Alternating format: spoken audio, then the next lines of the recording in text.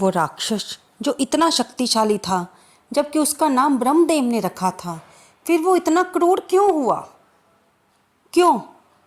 आइए जानते हैं कि वो राक्षस जो देवताओं पर बहुत भारी पड़ रहा था, किस प्रकार से उसका जन्म हुआ, क्या नाम था उसका। आइए जानते हैं। जब 8वें अध्याय में महामुनि नारद जी राजा पृथु को बता रहे होते हैं कि जब हम कार्तिक व्रत का उद्यापन करते हैं तो हमें तुलसी माता की विधिवत पूजा करनी चाहिए। तब राजा पृथु उनसे पूछते हैं कि भगवान तुलसी की उत्पत्ति कैसे हुई, इसे क्यों इतना पूजा जाता है, इसका कारण क्या है। आइए सुनते हैं 9वें अध्याय में। नमस्कार दोस्तों, स्वागत है आपका अपने ही चैनल कलयुग के चमत्कार संतों की वाणी में। आइए आज सुनते हैं कार्तिक महात्म्य कथा का 9वां अध्याय। महाराज पृथु बोले, हे मुनि श्रेष्ठ, आपने कार्तिक व्रत में तुलसी के मूल में विष्णु भगवान का पूजन कहा है।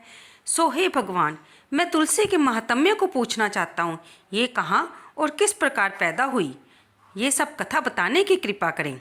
नारद जी बोले, एक समय सब देवता व अप्सराओं के साथ इंद्र भगवान शिव के दर्शनों के लिए कैलाश की ओर गए।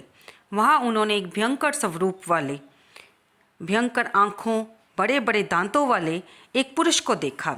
इंद्र ने उससे पूछा, तू कौन है और परमपिता शिव जी कहाँ हैं? बार बार पूछने पर भी उस पुरुष ने कोई उत्तर न दिया तो इंद्र क्रोधित हो उठे। उन्होंने अपनी पूरी शक्ति के साथ वज्र को मारा। उसके प्रभाव से उस पुरुष के कंठ में नीलता हो गई और वह वज्र भी जलकर भस्म हो गया। तब भगवान रुद्र अपने तेज से क्रोधित होकर इंद्र को जलाने लगे। ये दशा देखकर बृहस्पति इंद्र को दंड के समान पृथ्वी पर गिराकर हाथ जोड़कर स्तुति करने लगे। ब्रह्मदेव बोले, हे देवाधिदेव कृपालु शंभु, हे त्रिपुरारी, आपको प्रणाम है। उनकी प्रार्थना से प्रसन्न हुए। तब बृहस्पति जी ने कहा, हे भगवान, इंद्र आपकी शरणागत है, उसकी रक्षा करो, हमें क्षमा करो, हम आपको पहचान नहीं पाए और आपके साथ इसने उद्दंड किया है, कृपया इसे क्षमा कीजिए और अपने नेत्र से प्रकट हुई ज्वाला को शांत करें। जब बृहस्पति भगवान ने इस प्रकार प्रार्थना की तो रुद्र प्रसन्न होते हुए बोले कि तुमने इंद्र की रक्षा की है, इसलिए तुम जीव कहलाओगे। मेरे मस्तक से उत्पन्न अग्नि अब फिर मैं कैसे वापस प्रवेश कर सकती है, इसलिए मैं इसे समुद्र में फेंक दूंगा ताकि इंद्र को कोई कष्ट ना हो। ऐसा कर भगवान शिव ने उस अग्नि को हाथ में लेकर समुद्र में फेंक दिया। वह अग्नि गंगा सागर के संगम पर गिरी और वहाँ पर एक बालक रूप धारण कर रोने लगी।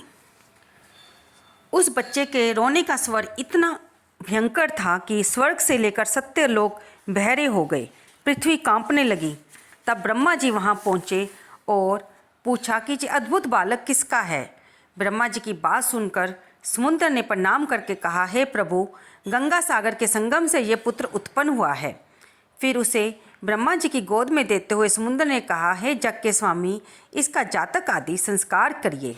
इसी बीच उस बालक ने, जब ब्रह्मा जी ने उसे गोद में लिया तो उसने ब्रह्मा जी की दाढ़ी पकड़ ली और उसे हिलाने लगा।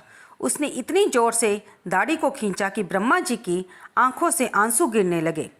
बड़ी कठिनता से उन्होंने अपनी दाढ़ी छुड़ाई और कहा कि समुद्र, इसने हमारे नेत्रों से जल निकाल दिया है, इसका नाम आज से जलंधर होगा और तरुणावस्था में ये संपूर्ण शास्त्रों का ज्ञाता होगा और रुद्र के सिवाय इसे कोई भी नहीं मार सकेगा।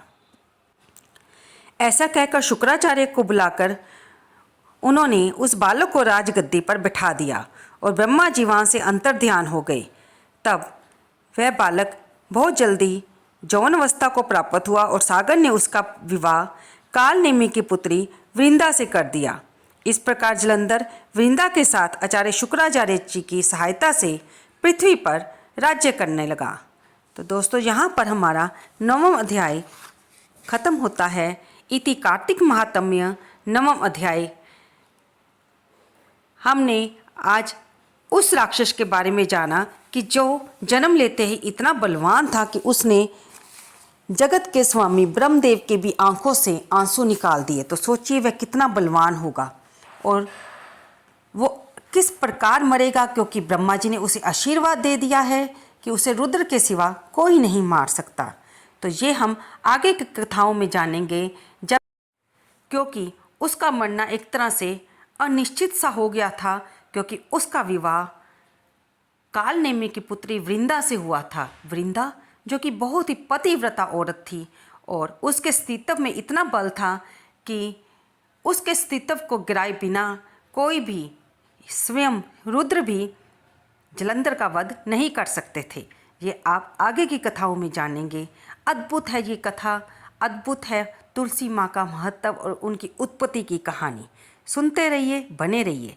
आपको ये वीडियो कैसी लगी कृपया इसे लाइक करें, शेयर करें और कमेंट बॉक्स में जय तुलसी माँ लिखना बिल्कुल ना भूलें। धन्यवाद दोस्तों।